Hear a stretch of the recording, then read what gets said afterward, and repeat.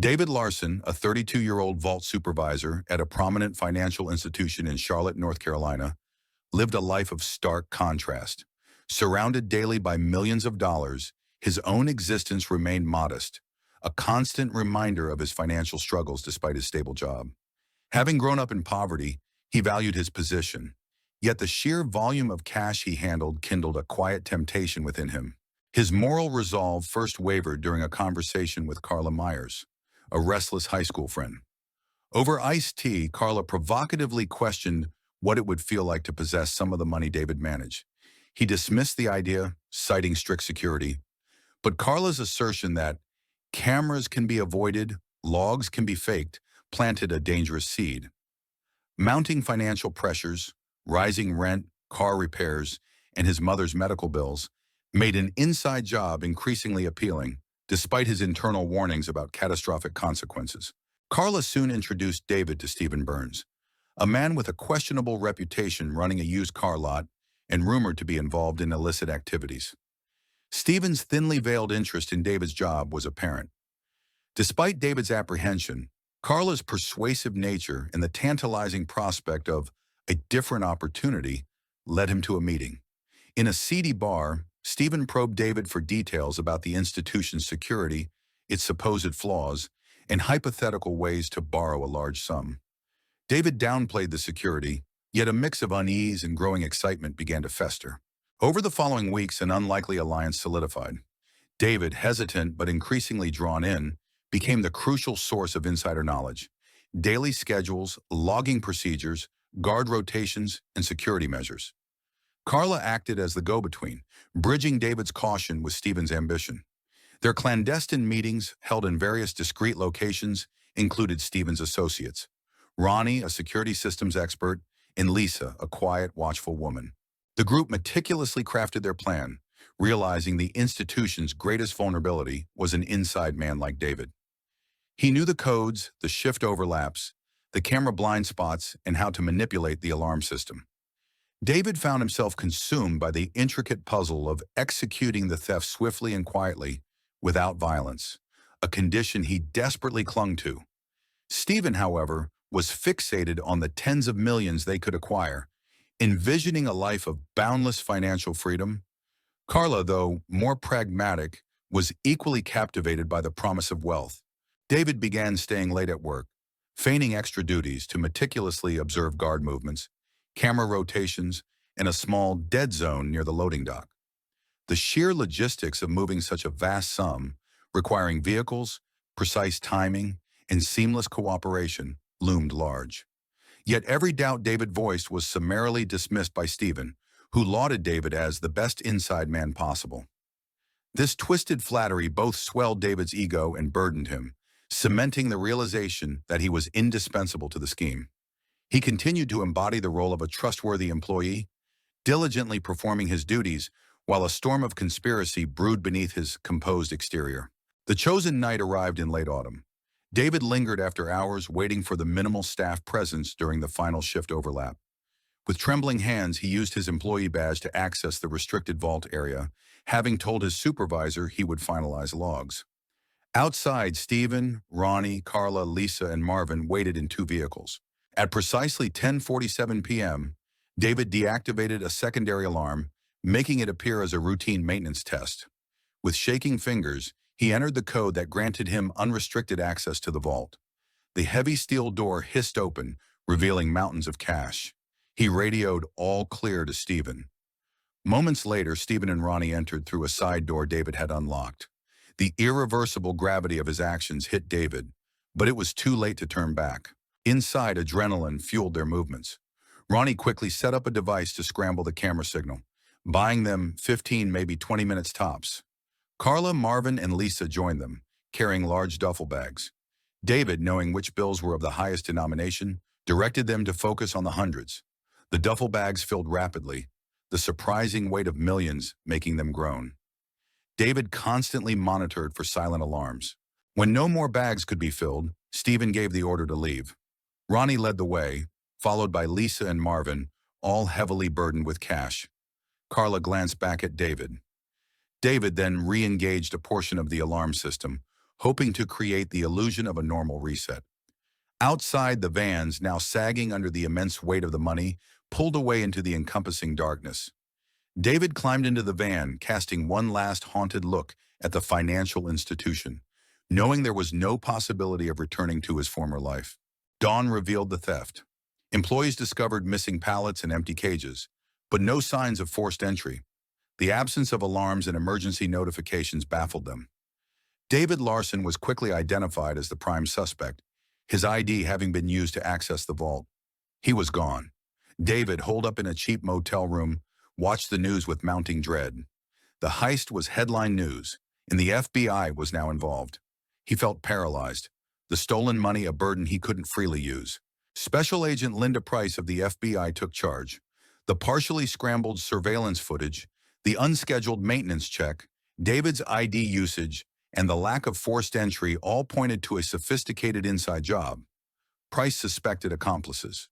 David's vacant apartment, inactive phone, and clean criminal record made him both an unlikely and perfect culprit. Price's team quickly connected David to Carla Myers and Stephen Burns. Carla's recent inquiries about a high-end condo and Stephen's suspicious cash-based car dealership immediately flagged them. The puzzle was rapidly forming. The final piece fell into place when a minor accomplice, fearing a federal sting, contacted law enforcement, revealing the location of the farmhouse where the money was hidden and detailing the involvement of David, Carla, and Stephen. Back at the farmhouse, Stephen and his associates celebrated, counting the cash in the barn. Stephen, intoxicated by success, impulsively wanted to spend immediately, while Carla urged caution, fearing they would draw unwanted attention. Ronnie pointed out the urgent need to destroy or hide the bank straps with their incriminating serial numbers. David, having returned to the farmhouse, found the group squabbling.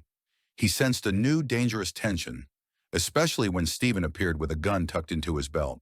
It happened precisely at 5:15 a.m., with the sky still shrouded in the deep, inky blackness of pre-dawn. The surrounding fields hushed and heavy with a light morning mist. David was inside the barn, methodically stacking bundles of money into plastic bins, when the oppressive quiet was violently shattered. A deafening burst of light and sound erupted near the front of the property as flashbang grenades detonated, momentarily blinding and disorienting. Immediately, the guttural shouts of men in tactical gear pierced the air. FBI, don't move! A second volley of flashbangs echoed on the opposite side of the farmhouse, compounding the disorientation. Lisa, startled by the overwhelming assault, instinctively dropped the duffel bag she was holding, sending a cascade of crisp bills scattering across the dusty barn floor, a fortune now exposed. Stephen, his face a mask of primal fury, lunged instinctively for the gun tucked into his belt. But Ronnie, reacting with unexpected speed and clarity, grabbed his arm, hissing, "Don't be an idiot!" Their meticulously crafted plan for a stealthy getaway, their shared dream of a new life of luxury and freedom, was obliterated in an instant, shattered irrevocably by the sudden, overwhelming force of law enforcement. Carla, her face drained of all color, turned to David, her eyes wide with a terrifying mixture of fear and stark resignation, knowing their time was up. David felt his heart hammering so violently against his ribs that he genuinely thought he might pass out, the adrenaline surging through his veins like an electric current. They were utterly cornered, the entire property surrounded by armed federal agents, their escape routes cut off. There was no time to conceal the vast quantities of cash, no remote chance of escape. "Everybody, hands up!" came a booming voice from outside, amplified by a megaphone, and the heavy barn doors swung open with a creak, blinding flashlights cutting through the remaining darkness, instantly targeting each conspirator. David slowly raised his hands, his body trembling, the reality of his capture sinking in. There was no longer any need to hide the staggering amount of currency. No point in attempting a futile escape. Stephen muttered a string of incoherent curses under his breath, but also grudgingly lifted his hands, the gun still tucked in his belt, ultimately unused, a symbol of his thwarted aggression. Ronnie and Lisa stood frozen, eyes wide with terror and disbelief, as heavily armed SWAT officers advanced swiftly and deliberately, efficiently disarming each person and forcing them to their knees, their resistance futile. Agent Price stepped into the chaotic scene, her gaze sweeping across the barn with a professional detachment. Her eyes fell upon the overturned bags and the scattered currency, confirming it was more or less a smoking gun. Undeniable, irrefutable evidence of the audacious crime. Carla sobbed softly, tears streaking mascara down her pale cheeks, the weight of their failure crushing her. For David, amidst the overwhelming shock and the cold reality of his capture, there came a curious, almost perverse sense of relief. The endless tension, the constant gnawing fear of being hunted, the profound moral agony of his choices. It was all suddenly over, replaced now by the cold, metallic click of handcuffs around his wrists, signaling the end of his brief, illicit freedom. Outside, other officers systematically searched the farmhouse, the vehicles, and the surrounding grounds, uncovering thousands upon thousands of crisp banknotes, many still encased in their original institution wrappers, further confirming the scale of the theft. The vast majority of the stolen fortune lay exposed in the barn, confirming it was indeed the motherlode. The perfect heist, a meticulously planned criminal endeavor, had ended in a sudden, crushing defeat, its grandiose ambitions crumbling in the face of relentless pursuit. The arrest sent shockwaves across the nation, making immediate and sensational headlines as newscasters breathlessly recounted the astonishing scale of the theft, widely dubbing it one of the largest cash robberies in U.S. history.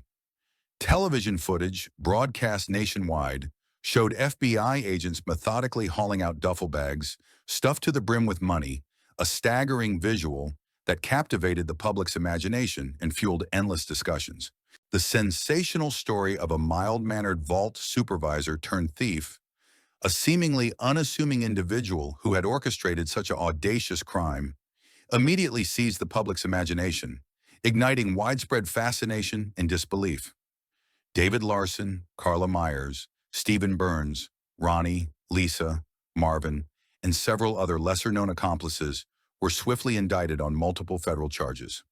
For the prosecution team, the case was almost too straightforward, presenting an open and shut scenario.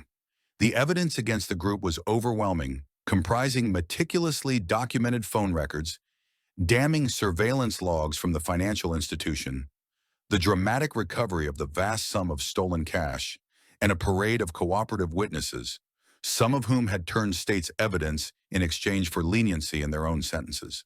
During the ensuing trial, David's defense attorney attempted valiantly to portray him as a gullible worker, inadvertently manipulated by cunning and seasoned criminals, suggesting he was a pawn in a larger scheme.